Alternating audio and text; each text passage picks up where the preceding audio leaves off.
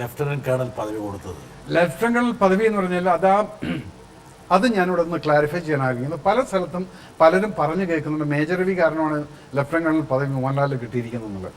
ആദ്യം ആ ചിന്താഗതി ഒന്ന് ആദ്യം മാറ്റി. മേജർ രവി വിചാരിച്ചു കഴിഞ്ഞാൽ ആർക്കും ലഫ്റ്റനന്റ് കേണൽ പദവി ഞാൻ പറയുന്നത് ഞാൻ പലയിടത്തും കേൾക്കും, പലയിടത്തും കേട്ടിട്ടുണ്ട്.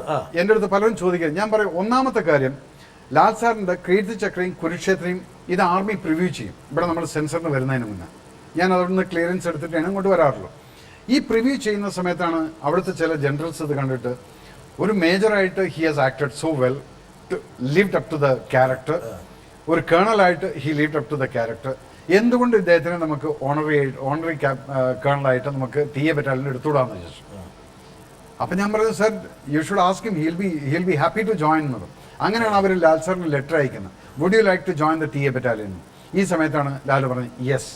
അതിനുശേഷം റിട്ടാസ് 8 മാസം എടുത്തിട്ടുണ്ട്. Complete agencies, military intelligence, IB, RAW, local police എല്ലാവരുടെയും ഇൻ്റലിജൻസ് റിപ്പോർട്ട് കഴിഞ്ഞതിന് ശേഷമാണ് അദ്ദേഹത്തിൻ്റെ സർട്ടിഫിക്കറ്റ് കിട്ടിയിട്ടാണ് ആർമി